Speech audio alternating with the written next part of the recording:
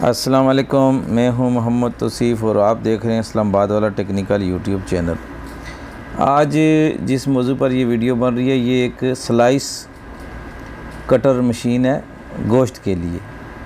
ویسے تو یہ گوشت کے لیے استعمال ہوتی ہے، لیکن جس جگہ پر میں موجود ہوں سعودی عربیہ میں، یہاں پر یہ پنیر کاٹنے کے لیے بھی استعمال ہوتی ہے۔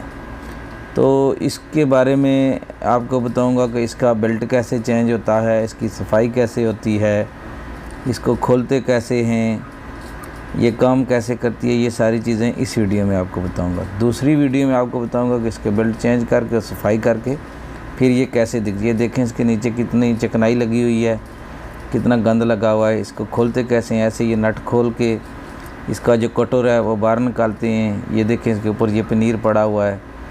تو اس کا بیسک مسئلہ اس کے بیلٹ کا ہو جاتا ہے، بیلٹ اس کا لوز ہو جاتا ہے یا خراب ہو جاتا ہے چکنائی کی وجہ سے، تو پھر اس کو چینج کرنا پڑتا ہے۔